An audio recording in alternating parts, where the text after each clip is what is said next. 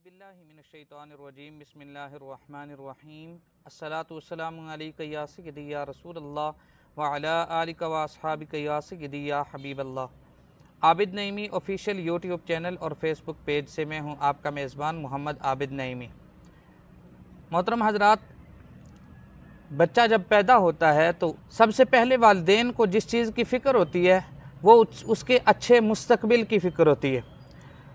ابھی بچہ ماں کی گود میں ہوتا ہے تو والدین یہ پلاننگ بنانا شروع کر دیتے ہیں کون سے اچھے اسکول میں اس کا ایڈمیشن کروایا جائے تاکہ اس کی بیس اچھی بن جائے، اور یقیناً تعلیم کا جو دار و مدار ہے وہ بچے کی اچھی بیس کے اوپر ہوتا ہے۔ اگر اسی چیز کو مد نظر رکھا جائے تو دینی تعلیم یہ بھی انسان کی زندگی کا ایک حصہ ہے، اور بلکہ یوں سمجھیں کہ دینی تعلیم حاصل کرنا یہ انسان کے فرائض میں شامل ہے۔ تو دینی تعلیم کی ابتدا اور اس کی جو بیس ہے اس کا بھی مضبوط اور اچھا ہونا ضروری ہے، ورنہ جب بچہ پڑھنے لکھنے کے قابل ہوتا ہے تو اکثر والدین کو دیکھا ہے کہ وہ گاؤں میں دیہات میں کسی عورت کے ہاں کسی گھر میں وہ بچے کو سپارہ پڑھنے کے لیے بھیج دیتے ہیں، لیکن اس کی بیس اچھی نہیں بنتی، اور بیس اچھی نہ بننے کی وجہ سے پھر آگے وہ تعلیم اچھے طریقے سے حاصل نہیں کر سکتا، یعنی کہ وہ قرآن مجید اچھے طریقے سے نہیں پڑھ سکتا، تجوید و قرات کے ساتھ نہیں پڑھ سکتا۔ تو بچے کی جس طرح دنیاوی تعلیم کی بیس اچھی ہونا ضروری ہے، اسی طرح دینی تعلیم کی بیس کا بھی اچھا ہونا ضروری ہے۔ تو میری بیس جو ہے، یعنی کہ جو میں نے مدنی قاعدہ یا یسن القرآن جو میں نے پڑھا ہے، آج ہمارے ساتھ موجود ہیں میرے سب سے پہلے ٹیچر، سب سے پہلے استاد۔ میں نے سب سے پہلے قبلہ قاری صاحب کے سامنے زانو تلمذ طے کیے۔ اس دور کے اندر یسن القرآن ہوتا تھا، تو یسن القرآن کی ابتدا قبلہ قاری صاحب سے کی۔ تو آج میں نے سمجھا کہ قبلہ قاری صاحب کے ساتھ گفت و شنید ہو جائے، اور ان کے بھی جو ہے وہ جو ماضی کی جو یادیں ہیں ان کو تازہ کیا جائے۔ میں شکر گزار ہوں قبلہ قاری محمد حنیف صابر صاحب، آپ خوبصورت تجوید و قرات کے ساتھ قرآن مجید پڑھنے والے ہیں۔ آج کے دور میں بہت کم ایسے لوگ رہتے ہیں کہ جو قرآن کو تجوید و قرات کے ساتھ پڑھنے والے ہوں۔ قبلہ قاری صاحب نے ہماری بیس اچھی بنائی، جس کی وجہ سے الحمدللہ آج اللہ کا کرم ہے کہ قرآن مجید اس طریقے سے تو نہیں لیکن قدر بہتر ہم پڑھنے کے قابل ہوئے ہیں۔ اسی طریقے سے باقی جو چیزیں ان بچے کے لیے ضروری ہوتی ہیں، مثلا نماز کا سبق ہے، 6 کلمے ہیں، اور وضو کے مسائل ہیں، غسل کے مسائل ہیں، یہ ساری چیزیں قبلہ قاری صاحب سے میں نے پڑھی، اور میری خوش قسمتی ہے کہ قبلہ قاری صاحب آج ہمارے پاس موجود ہیں۔ السلام علیکم ورحمۃ اللہ وبرکاتہ۔ حضرت آپ کا بہت بہت شکریہ کہ آج آپ نے ایک مصروف ٹائم میں سے ہمارے لیے ٹائم نکالا۔ مجھے اچھی طرح یاد ہے کہ جب میں پہلے دن مسجد میں آیا تھا آپ سے پڑھنے کے لیے، میں اتنا چھوٹا تھا کہ جس پھٹی کے اوپر قرآن مجید رکھ کے پڑھتے تھے، تو جب میں پہلے دن مسجد میں آیا تو مجھے اتنا بھی پتہ نہیں تھا کہ اس کے اوپر بیٹھ کے پڑھتے ہیں یا کہ قرآن مجید رکھ کے پڑھتے ہیں۔ قرآن مجید رکھنے کے بجائے میں اس کے اوپر بیٹھ گیا، تو پھر مجھے باقی جو ہے وہ بھائیوں نے انہوں نے بتایا کہ نہیں، اس کے اوپر قرآن مجید رکھتے۔ تو آپ کا یہ کرم ہے اور آپ کی دعائیں ہیں کہ اللہ تعالیٰ نے آج جو عزتیں عطا فرمائی ہیں، آپ کا بہت بہت شکریہ۔ حضرت، ہم بچپن سے آغاز کرتے ہیں آپ کی زندگی کے حوالے سے کہ آپ کی پیدائش اور پھر ابتدائی تعلیم، یہ بعد میں پڑھانے کے جو جتنے بھی یہ چیزیں ہیں انشاءاللہ ان کے اوپر بھی ڈسکس کریں گے۔ تو آپ کی پیدائش کس سن کی ہے، اور پھر اس کے بعد ابتدائی اور ثانوی تعلیم کے حوالے سے؟ الصلاۃ والسلام علیک یا سیدی یا رسول اللہ وعلی آلک و اصحابک یا سیدی یا حبیب اللہ۔ بسم اللہ الرحمن الرحیم۔ میری پیدائش ہمارے آباء و اجداد ادھر مقبوضہ کشمیر سے ہجرت کر کے ادھر آ کے بسے تھے، تو میری پیدائش 1954 میں 28/5/1954 میں میری پیدائش ہوئی۔ اچھا، ماشاءاللہ۔ تو اسی سال 1954 میں میری پیدائش سے 4 ماہ 27 دن کے بعد میرے والد کا انتقال ہو گیا تھا، اللہ اکبر۔ لیکن اس وقت تک مجھے اس بات کا علم نہیں ہوا کہ میرے والد فوت ہو چکے ہیں۔ اسی طرح میری پرورش ہوتی رہی، والدہ نے میری پرورش کی اچھے طریقے سے۔ تو جب میں سکول جانے لگا تو راستے میں قبرستان آتا ہے، میرے محلے والے لڑکوں میں سے غالباً منیر صاحب نے یا رفیق صاحب، وہ سیاں ماما کے چھوٹے بھائی، اچھا ان دونوں میں سے ایک نے بتایا کہ آپ کے والد کی قبر اس قبرستان میں ہے۔ اچھا تو اس وقت مجھے علم ہوا کہ میرے والد فوت ہو چکے ہیں۔ مجھے اس بات کا اس سے پہلے علم نہیں تھا، اور اس وقت میری عمر تقریباً 5-6 سال تھی۔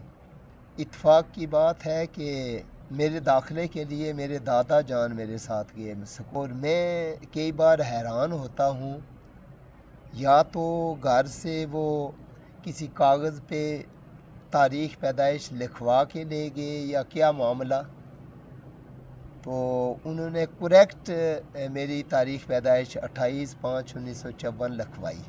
اچھا تو تقریباً میں نے 1960 میں داخلہ لیا پرائمری سکول چھاترا میں۔ تو وہاں میں نے 5ویں کلاس تک، چونکہ پرائمری سکول تھا، جب میں نے 5ویں پاس کر لی تو 6ٹھی کلاس پھر ہائی سکول عباس پر میں نے داخلہ لیا۔ اسی دورانیے میں میرے دادا جان کا انتقال بھی ہو گیا، میرا خیال ہے 9th کلاس میں تھا، اچھا 1970 میں۔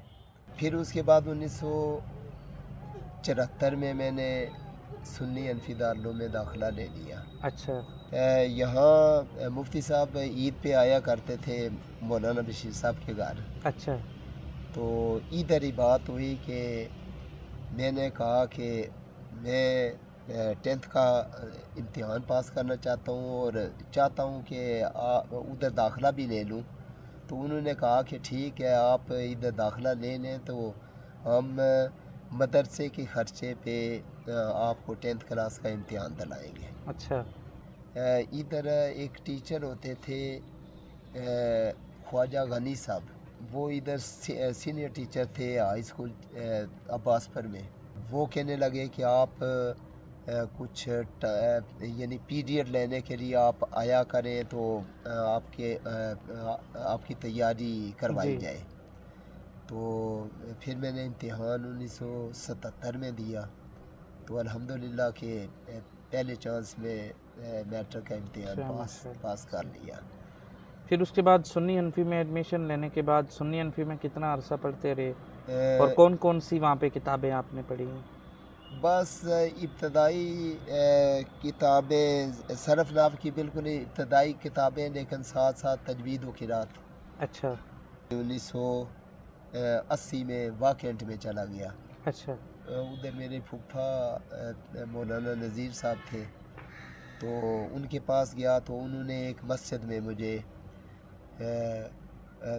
امام و خطیب کی حیثیت سے ادھر تعینات کروا دیا۔ اچھا تو ادھر تقریباً 4 سال میں نے یہ فرائض انجام دیے۔ اچھا یہاں پہ چونکہ تعلیمی سلسلہ یہاں تک تقریباً ختم ہو چکا، اور اب آگے عملی زندگی میں تو مشہور اساتذہ میں سے کون کون سے اساتذہ جو آپ کے ذہن میں ہیں کہ جن سے آپ نے پڑھا ہے، اسکول کا بھی اور پھر مدرسے میں سنی انفی میں اس وقت کون کون سے ٹیچر ہوتے تھے، اور آپ جن سے آپ نے تجوید و قرات پڑھا ہے وہ؟ اس وقت قاری جمال الدین صاحب بھی تھے۔ اچھا ٹھیک ہے، اور اسکول میں جو وہ پہلے آپ نے بتا دیے شاید؟ ہاں، اسکول میں فتح محمد ان کا نام تھا، ماسٹر فتح مشہور تھے۔ اچھا اچھا صحیح۔ انہوں نے بہت محنت سے، اور مزے کی بات یہ کہ یہ نماز کا طریقہ، اچھا نماز پڑھنے کا طریقہ انہوں نے ہمیں بتایا تھا کہ آپ جب نماز کے لیے کھڑے ہوں تو آپ نے ہاتھ کس طرح باندھنے کہ 3 انگلیاں اس طرح سیدھی اور انگوٹھے اور یہ چھوٹی انگلی کا ہلکا بنا کے تو اس طرح یہ مجھے یاد ہے کہ یہ یعنی طریقہ اس دور کے اسکول کے اساتذہ بھی اس قدر قابل ہوتے تھے اور دین کے ساتھ اتنا لگاؤ ہوتا تھا کہ ان کو بھی پتہ تھا کہ نماز کا طریقہ کیا ہے. بالکل بڑی بات ہے ویسے. تو پھر جب عملی زندگی میں آگے آپ اور بطور قاری اسکول میں آپ کا اپائنٹمنٹ ہوگی, جی. کون سے اسکول میں پہلی دفعہ گئے آپ اور وہ دن کون سا تھا اچھا. اور آپ کی کیفیت کیا تھی وہ پہلے دن میں, اور پھر اچھا. کیسے یہ چونکہ ایک بڑا مشکل مرحلہ ہے. میں چونکہ ادھر واکینٹ میں تھا تو ہوا یہ کہ میری تقرری کروانے میں بہت سارے لوگوں نے یعنی کردار ادا کیا. یعنی اس میں قاری ایوب صاحب نے یہ کیا کہ یہاں سے درخواست لے کے تو یہ ہائی اسکول دیگوار کے ہیڈ ماسٹر صاحب سے لکھوایا کہ پوسٹ خالی ہے ادھر. وہ واپس آئے تو مفتی صاحب نے بہت اس میں کردار ادا کیا. انہیں مفتی صاحب نے بھیجا تھا ادھر. اچھا. وہ لکھوا کے لائے تو پھر قاری فاروق صاحب وہ میری درخواست لے کے تو راولہ کوٹ گئے.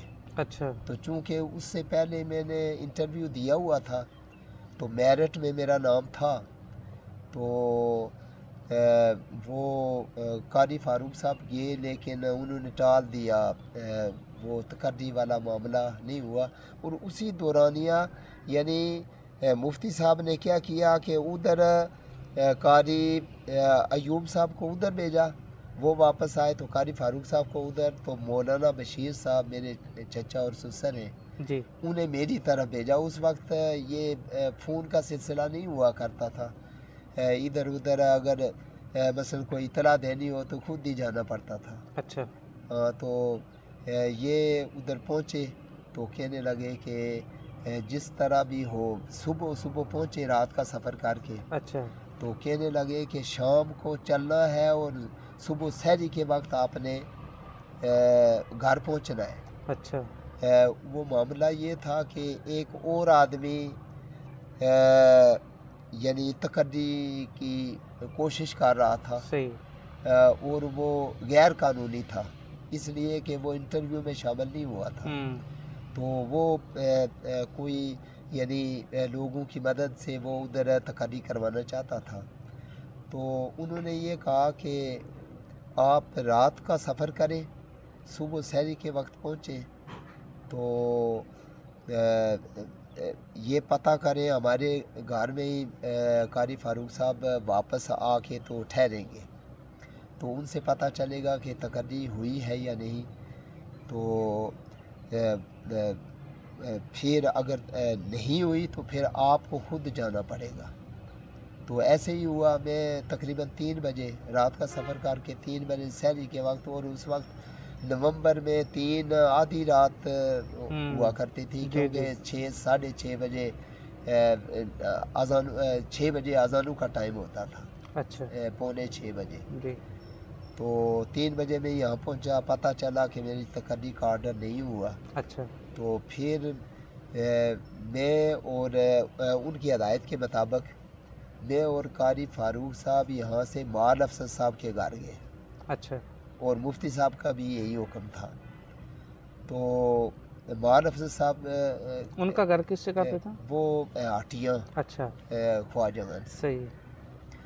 تو چونکہ ادھر میں ادھر یعنی واکینٹ جانے سے پہلے ادھر میں نے تقریباً 6 مہینے نمازیں پڑھائی ہیں. اچھا.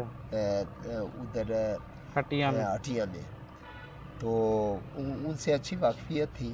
اور ویسے مفتی صاحب جو کہتے تھے وہ تو یعنی ٹالنے والی بات حرف آخر ہوتا تھا. تو ہم وہاں پہنچے تو ابھی اذان کو کافی دیر باقی تھی. اچھا. تو اس وقت میں نے بیل دی تو وہ جاگے تو حیران ہو گئے کہ اس وقت آدھی رات میں یہ کیوں آئے ہیں. تو سب سے پہلے میں نے مفتی صاحب کا نام لیا کہ کہ یہ یعنی مفتی صاحب نے ہمیں بھیجا ہے، تو اس مقصد کے لیے بھیجا ہے کہ آپ رکا دیں.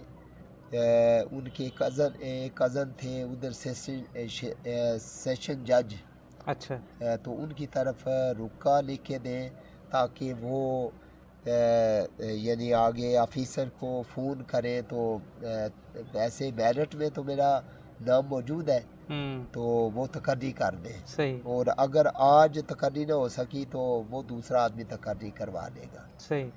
تو ایسے ہی ہوا.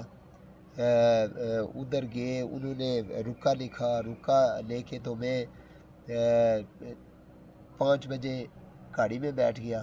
اچھا ادھر 7 بجے تقریباً پہنچا تو وہ ابھی اپنے مسند پہ اندر نہیں بلکہ باہر دھوپ میں بیٹھے ہوئے تھے.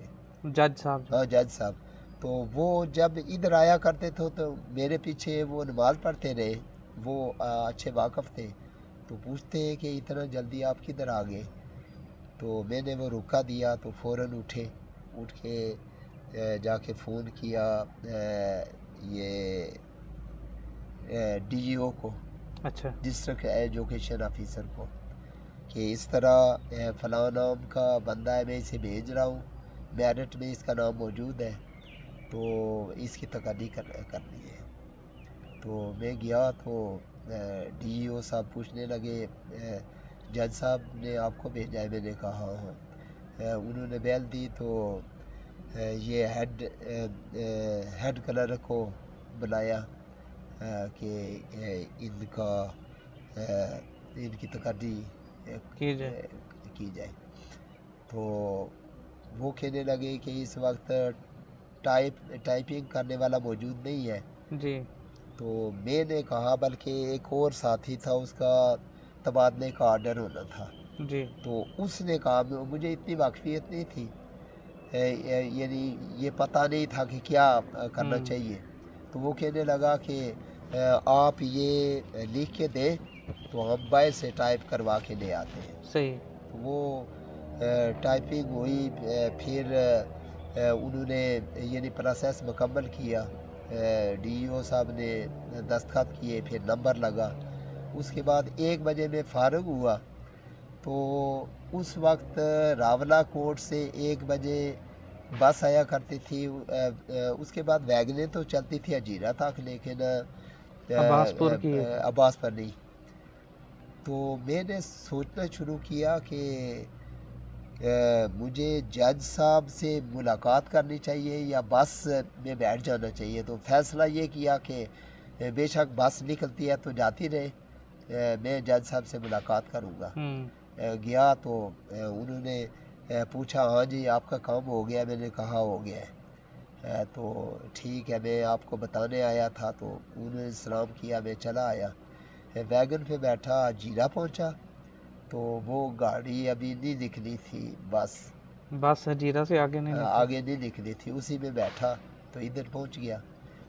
ادھر یعنی یہ 19 تاریخ کو میرا آرڈر ہوا، 19/11/1984. اچھا.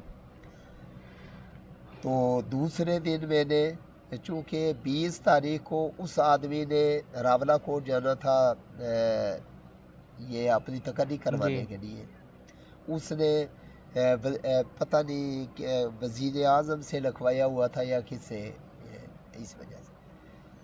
تو 20 تاریخ کو میں نے حاضری دینی تھی. 19 تاریخ کو جب یہاں پہنچا تو یہ نیچے آپ کے بنوئی لطیف صاحب، ان کی ایک بہن بہت زیادہ پتہ نہیں کیا نام تھا، چلے بیمار تھی، بہت زیادہ بیمار تھی، سیریس تھی. تو میری مجبوری تھی، 20 تاریخ کو میں ادھر سے صبح نکل گیا تو اسی دن ان کا انتقال ہو گیا. اچھا. تو میں ادھر جا کے میں نے حاضری دی، تقریباً 10 بجے پہنچا. کس جگہ پہ؟ ہائی اسکول دگوار. اچھا. جا کے راستے میں وہ 5 پیر آتا ہے، ادھر اترا، ادھر سے پیدل گیا. اس وقت پل نہیں ہوا کرتا تھا تو دریا سے اسی طرح یعنی پیدل جوتے اتارے اور شلوار اوپر کی تو اس طرح پار ہوا. تو ادھر تقریباً 10 بجے پہنچا تو میں نے حاضری ادھر پیش کی, انہوں نے حاضر کر لیا. صحیح. تو 20 تاریخ کو وہ دوسرا آدمی جب راولہ کوٹ گیا تو کہنے لگے کہ اس پوسٹ پہ تقرری ہو چکی ہے. پھر خیر وہ واپس آ گیا. تو اس کے بعد میرا خیال ہے اس کی تقرری ہو گئی تھی. اس کے بعد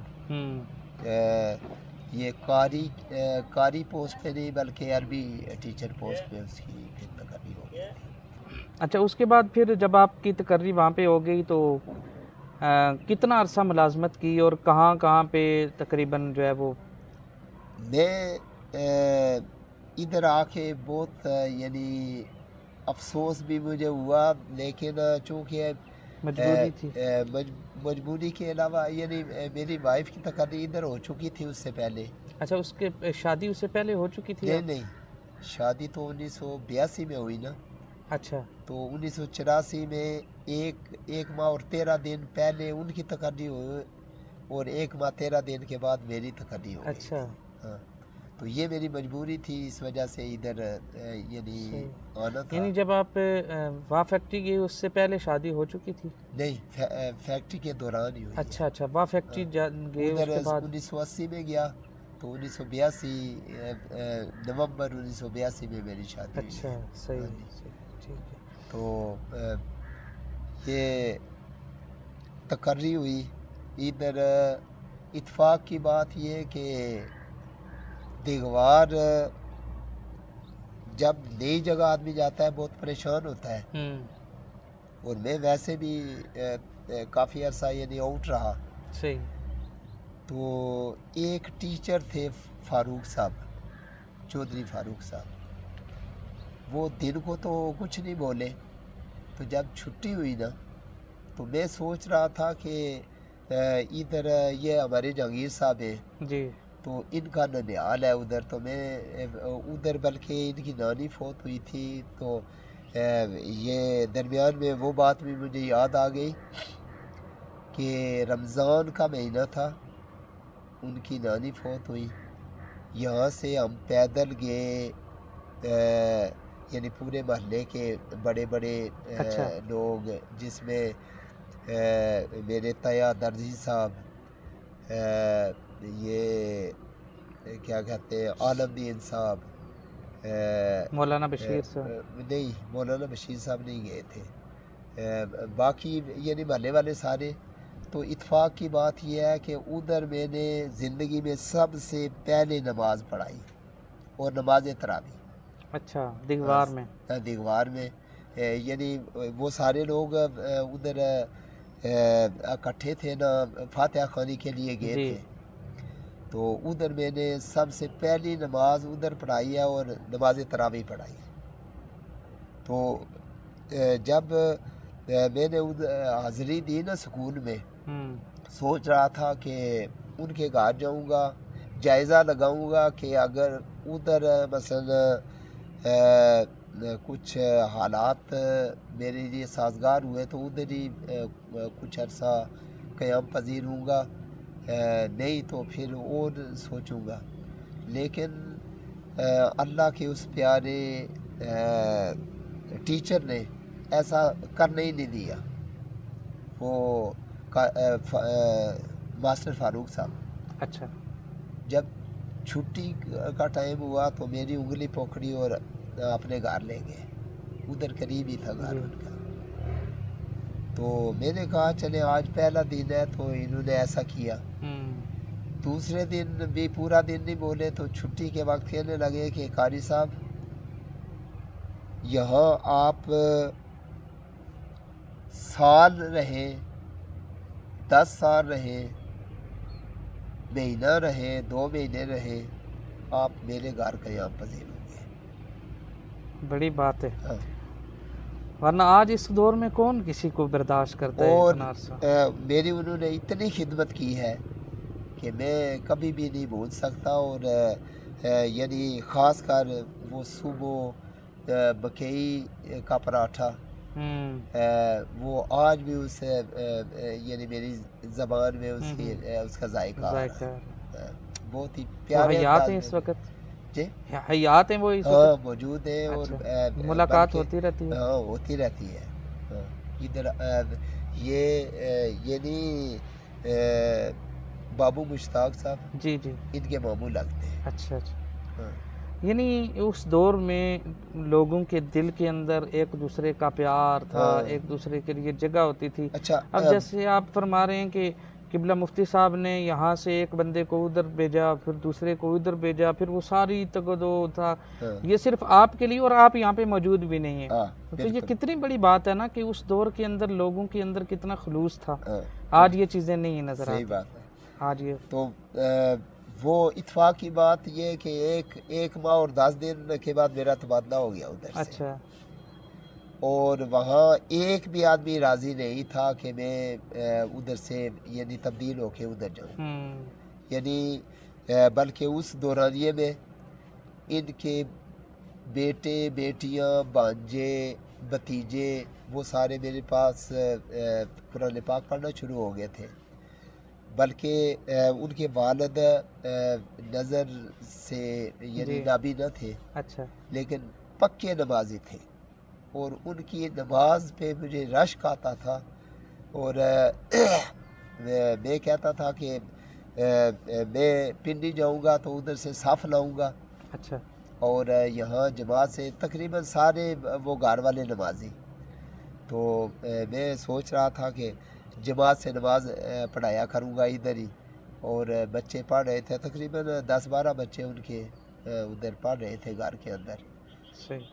تو انہوں نے بہت اس عرصے میں خدمت کی. اور جب میرا تبادلہ ہوا وہ اس روپ میں ہوا کہ یہاں میرے ہم نامی ہیں قاری حنیف صاحب.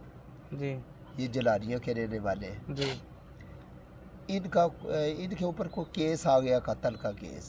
اچھا. اور قتل کا کیس اس لحاظ سے کہ وہ ایک جس سکول میں یہ تھے نا ادھر ایک دکاندار تھا. تو دکاندار نے انہیں اپنا دوست بنایا اور اپنے ماموں کو قتل کرنے کے لیے وہ گیا تو ساتھ لے گیا. اچھا. اللہ کا شکر ہے کہ اس بات سے بچ گئے، یعنی ماموں قتل تو نہیں ہوا. تو وہ کہنے لگے بھانجے کو بعد میں ملیں گے، پہلے قاری کو مل لیں. اچھا. ہاں. یہ اس نے شوٹ لگائی وہاں سے جناب، جوتیاں ادھر ہی رہ گئی، ننگے پاؤں دوڑا اور یعنی اسی طرح چھلانگیں لگاتا. کس جگہ پہ؟ یہ اکرم آباد ہائی اسکول. اچھا. ادھر ہی رہائش رکھی ہوئی تھی. ٹھیک ہے. تو وہاں جو ہیڈ ماسٹر تھے تو ان کے پاس جب پسینہ پسینہ ہو کے پہنچا تو کہنے لگا کیا وہ قاری صاحب کیا ہوا؟ تو کہنے لگا کہ بس میں بہت مشکل میں آ گیا. یہ ہوا مجید دکاندار نے مجھے یہ دوست بنایا، اس کے بعد اپنے ماموں کو قتل کرنے گیا تو مجھے ساتھ لے گیا تو یہ معاملہ ہوا. اسی وقت حفظ ما تقدم کے تحت انہوں نے یہ کیا کہ اسے قاری صاحب کو فارغ کر کے تو راولہ کوٹ بھیج دیا کہ اس کی جان کا خطرہ ہے. اچھا. تو اسے اور کہیں تعینات کیا جائے، ڈی او کی ڈسپوزل پہ بھیج دیا. اچھا. انہوں نے قاری حنیف صاحب نے 2-3 جگہ تبادلے کروائے لیکن وہ کامیاب نہیں ہو سکے. ادھر چھاترہ میں کروایا تو چھاترے کے ہیڈ ماسٹر صاحب نے انہیں حاضر نہیں کیا. پھر قاری بشیر صاحب کی جگہ ادھر سراڑی کروایا، انہوں نے بھی حاضر نہیں کیا. تو آخر میری جگہ تبادلہ کروا کے تو یہ پہنچے ادھر. تو ہیڈ ماسٹر صاحب کے ساتھ وہ پہلے بھی رہ چکے تھے. ہیڈ ماسٹر صاحب کا تبادلہ ادھر اکرم آباد سے دیگوار ہوا تھا. تو ہیڈ ماسٹر صاحب کہنے لگے کہ یہ بھی بہت شریف آدمی ہے، گو کہ اس پہ الزام آ گیا ہے لیکن اچھا آدمی ہے، میرے ساتھ رہا. اور آپ دونوں مفتی صاحب کے شاگرد ہیں تو آپ ایسے کریں دونوں چلے جائیں اور مفتی صاحب سے فیصلہ کروا کے تو مجھے جو کہیں گے ایسے کروں گا. یعنی اگر مفتی صاحب نے کہا کہ اسے حاضر نہیں کرنا اور اسے فارغ نہیں کرنا تو ایسے ہی کروں گا. اور اگر انہوں نے کہہ دیا کہ یہ فارغ کر دیں تو ٹھیک ہے، پھر آپ کو فارغ کر دوں گا، انہیں حاضر کر لوں گا. اچھا، مفتی صاحب سے ملاقات تو بعد میں کرنی تھی. پہلے میں نے اپنے چچا سے ملاقات کی، مولانا بشیر صاحب سے.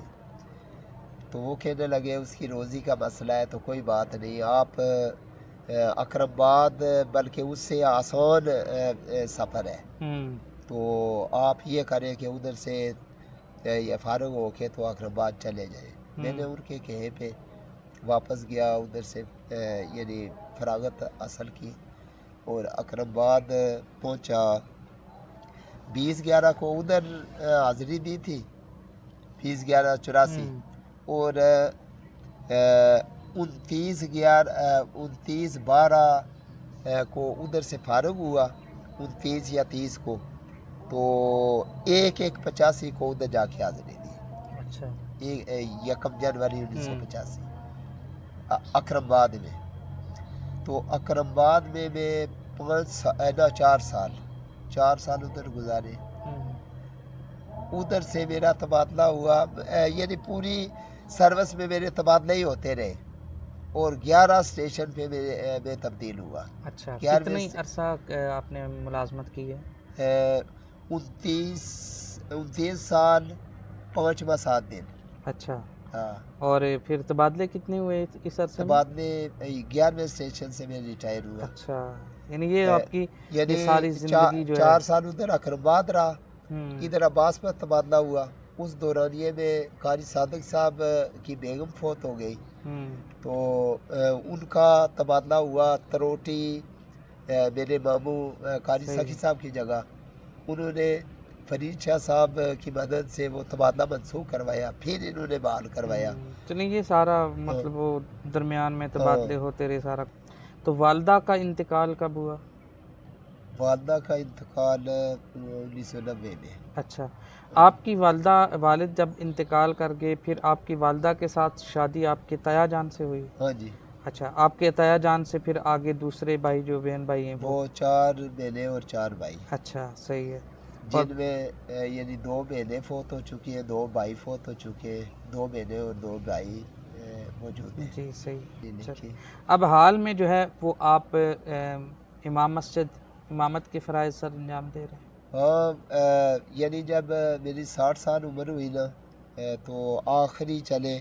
ہاں، ایک واقعہ آپ کہہ رہے تھے کہ کوئی واقعہ بیان کریں. تو آخری اسٹیشن میرا ہائی اسکول باٹا کوٹ، ضلع صدرنوتی پلندری. ادھر میرے 2.5 سال باقی تھے تو ادھر تبادلہ ہوا 2012 میں. تو ادھر رہتے ہوئے 2 رمضان میرے گزرے، اور وہی قاری حنیف صاحب جنہیں میں نے یعنی ادھر اپنی جگہ پہ تعینات کروایا، انہوں نے اس کا بدلہ مجھے یہ دیا کہ میرا ادھر وہ سرمائی ادارہ تھا. سردیوں میں چھٹیاں ہوتی تھیں. اچھا، سردیوں کی چھٹیاں گزار کے جس دن حاضری ہوئی، ان کی چھٹیوں کے بعد حاضری ہوئی، تو اس وقت انہوں نے تبادلہ کروایا. تبادلہ کروا کے ادھر آ گئے. تو گرمیوں کی چھٹیاں جب ہوئی تو میں ادھر سرمائی ادارے میں چلا گیا. انہوں نے پھر ڈبل گرمیوں کی چھٹیاں ادھر گزاری. میں نے انہیں ریکویسٹ کی کہ جب میرا ادھر سے وہ الوداعی پارٹی ہونے لگی تو میں نے انہیں کہا کہ میں آپ کو معاف نہیں کرتا. ہاں، ایک صورت میں معاف کر سکتا ہوں کہ آپ اسے مہربانی سمجھیں یا جو بھی. تو آپ حافظ ہیں، جی، تو آپ کا ادھر حلقہ احباب بھی ہے، تو بے شک حاضری آپ ادھر لگاتے رہے. میں ادھر لگاتا رہوں، تو آپ صرف رمضان کے لیے یہ کریں کہ ادھر کئی تراویحوں کا سلسلہ کر لیں تو میں سفر سے بچ سکوں، کیونکہ اس وقت گرمیوں کے روزے ہوا کرتے تھے، اور گرمیوں کی چھٹیاں ہونے کی وجہ سے مجھے راستے میں دقت ہوا کرتی تھی، جو گاڑیاں مثلا سکول والی گاڑیوں سے میں لفٹ لے لیتا تھا، اس سے محروم ہوتا، اور یعنی روزہ رکھ کے دار بازار سے باٹا کوٹ تک 2.5 گھنٹے پیدل سفر کرتے جانا، یعنی چڑھائی چڑھ کے، جی جی، اور 2.5 گھنٹے واپس آتے ہوئے، اور واپس جس وقت آتا تھا تو روزے کی وجہ سے نڈال ہوا، یعنی نیچے اترتے ہوئے زیادہ تکلیف ہوتی ہے، اوپر جاتے ہوئے تو چلے ہوتی ہے، لیکن وہ ٹانگوں میں یعنی سخت اتنی نہیں ہوتی کہ آدمی چھلانگ لگائے، تو ادھر چھلانگیں لگانی پڑتی تھی، یعنی سڑک والا راستہ نہیں ہوا، اچھا، تو 2.5 گھنٹے جانا 2.5 گھنٹے آنا دھار بازار سے، ادھر سے بھی اگر کوئی گاڑی نہ ملے تو پیدل چلتے رہنا، جب گاڑی آئی تو اس میں بیٹھ گیا، تو یہ سلسلہ 2 سال کے روزے میرے اس طرح گزریے، کیونکہ ادھر میں نے رہائش چونکہ لی ہوئی تھی لیکن سحری کا بندوبست نہیں تھا، ادھر وہ جو ہوٹل والے تھے اور کوئی سحری کھانے والا ہوتا نہیں تھا، تو ہوٹل والوں کے گھر دور ہوا کرتے تھے، تو ایک میری خاطر وہ کیا آ کے تو سحری مجھے دیتے، تو اس وجہ سے مجھے ہر روز گھر واپس آنا پڑتا تھا، اور سروس کے دوران جب میرے بیٹے خرم شہزاد کی ولادت ہوئی، پیدائش ہوئی، تو میں اس وقت اکرم آباد میں تھا، تو پہلے میں ادھر ہی رہائش پذیر رہا کرتا تھا، تو یہ پیدائش کے بعد بیمار ہو گیا، اس کی بیماری کی وجہ سے میں نے ایسی روٹین شروع کی، وہ پوری سروس میں اسے رپیٹ کرتا رہا کہ ہر روز جانا اور ہر روز واپس آنا، کتنا بھی دور، مثلا یہاں سے سیڑا ہر روز جانا اور آنا، اور سیڑا جب میں پہنچا اسمبلی میں پہنچا تو وہاں کے ایڈماس صاحب پوچھنے لگے رات کو کدھر تھے، میں نے کہا گھر تھا، گھر عباس پر، تو وہ کہنے لگے ہم تو سوچ رہے تھے کہ عباس پر بہت دور ہے، تو عباس پر نزدیک ہے، میں نے کہا دور ہی ہے، لیکن کٹھن سفر طے کر کے میں ادھر پہنچتا ہوں کہ صبح آدھی رات 4 بجے والی گاڑی میں بیٹھتا ہوں، دواراندی اترتا ہوں، ادھر سے کوٹلی والی بس پہ بیٹھتا ہوں، اور مجھے یہ نماز کا ٹائم بڈول میں یعنی ہوتا ہے، تو ادھر نماز پڑھتا ہوں، تو اس کے بعد پھر آگے یعنی گاڑی سے اتر کے پیدل بھی جانا پڑتا تھا 15-20 منٹ 20-25 منٹ،